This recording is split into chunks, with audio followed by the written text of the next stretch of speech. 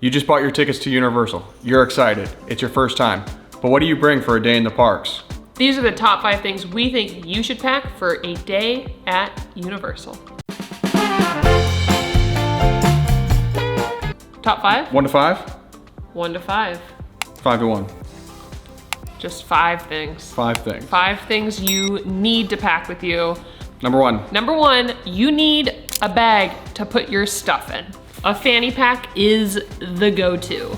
Backpacks work as well, but we prefer fanny packs because you can wear it on the majority of rides, not every single one, and they fit in the small lockers, which are very convenient because you can just throw this in a small locker. It doesn't cost you any extra, and there's just so much you can put in these things. There's a lot.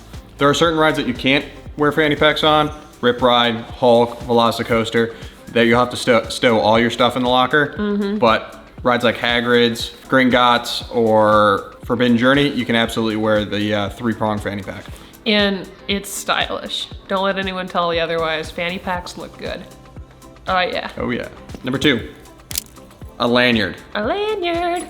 Lanyards are an important thing. Why? They carry around your room keys, they carry around your park tickets, they carry around your express passes if you have them. They just carry around a lot of important things that you'll need for a day at Universal. And they're cute. You get to style them, you get to pick your favorite print, if you will, on the fanny pack. Design. So we have a mix of them, as Ben's going to model for you here, of all the different designs we've acquired.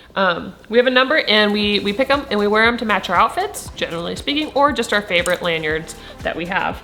And I do think he's missing a couple, because one of our favorite things about our lanyards is we have quick pulls. What are they called? But basically it attaches to the end of our lanyard. If you've ever been to a hospital and talked with a nurse and they've got this little like, zzz, zzz. Yeah, insert sound effect here. Zzz, zzz.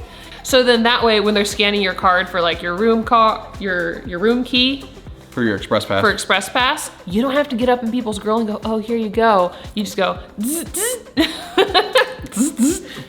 Nonetheless, you need a lanyard because it's not fun to fumble through a wallet or your phone all the time, which we do like the mobile app and you can keep things on the mobile app, but it's so much easier to just have it right here, right in front of you, right on hand. And as a bonus, you can wear lanyards on rides.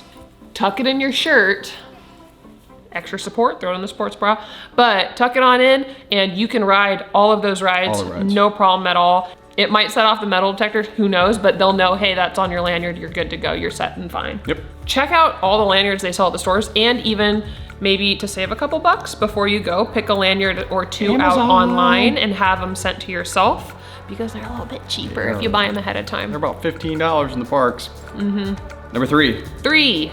Comfy shoes. Comfy shoes. Comfy shoes. Comfy shoes are a must. Absolute must. You're probably gonna walk 10, 20, 30,000 steps in a day. Yeah.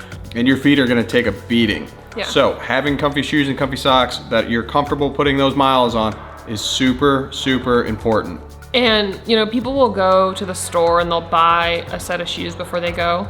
Don't do that and just wear them when you get to the park. You don't want to be breaking in shoes at the parks. Break your shoes in before the parks. These are Ben's running shoes. They're Hoka brand. I have a pair of Hoka boots, but we love the soft, squishy guys that give you a lot of cushion. Really nice on the knees for all of those steps. Because like Ben said, you are gonna easily get 10, 20, if it's a double day and you go to HHN in the evening, 30,000 possibly. It's been done. And your feet are gonna be talking to you by the end of the day. They're gonna be barking. Yeah, so give yourself a little TLC. Make sure you've got some nice, comfortable shoes. Look at Gore-Tex shoes, Gore-Tex boots. It does rain, particularly in the fall in Florida, so something that's gonna keep your feet dry and not soak up all that rain is gonna be super nice. Number 4. Number 4. Benjamin.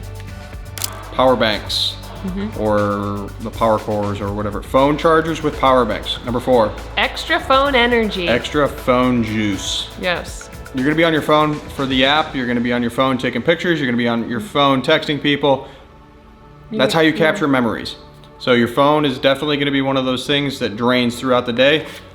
Definitely bring some extra juice so that you can throw it in the charger and make sure that it survives for your whole experience at the parks. If you're standing in line for Hagrid's for 90 minutes to 120 minutes or more, And you're it's playing nice to heads play. up with the people around you. You want to be able to play on your phone and not have it die.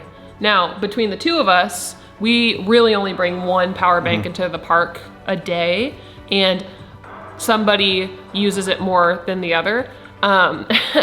But that's because Ben also takes all the pictures, and I go and do the magic spells. So, you know, depending on what your family's needs are, you know, maybe you one might do. Maybe you bring two just in case. We do have two in case. Last thing you want is your phone to die. Yep, yep. Number 5. 5. Drugs. Hey, adult drugs. Adult drugs. Legal drugs. Legal adult drugs. Big asterisks on all of that. This is pain reliever, but other drugs that we bring are like Dramamine, because sometimes motion sickness hits ya.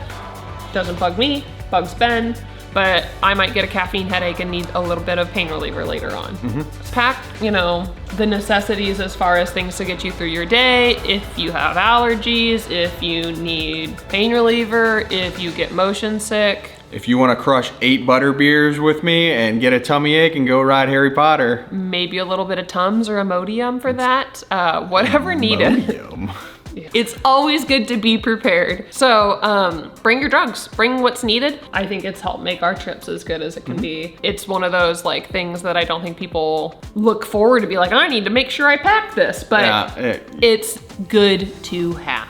Bring it with you ahead of time, pack it in your fanny pack, because all of this fits like nice and lovely.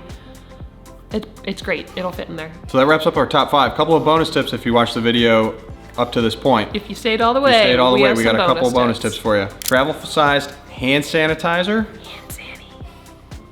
Theme parks are gross. Theme parks aren't necessarily known to be the most cleanly of places. Yeah. So, getting off rides, after you go to the bathroom again, touching door handles and railings and queue corrals. Definitely nice to have a little bit of travel-sized hand sanitizer. We like Bath & Body Works because it smells nice. Smells nice. Anyway, pack one of these with you. Helpful, fits in your fanny pack, keeps your hands clean. It's just nice. It's nice to have. It makes your trip better. Second bonus tip, sunglasses and sunscreen. And maybe a hat. It's Florida. Regardless of the time of the year, it's gonna be sunny, it's gonna be warm, and keeping that sun off of you. Last thing you want is to get sunburned, whether you're at the parks for multiple days or you're going to Disney afterwards. Being sunburned and going to the theme parks do not mix. We regularly have our sunglasses on when we walk around, and I wear sunscreen every single day. Pack that with you, very helpful to have. Or if, for the sunscreen, at least just put it on before you go.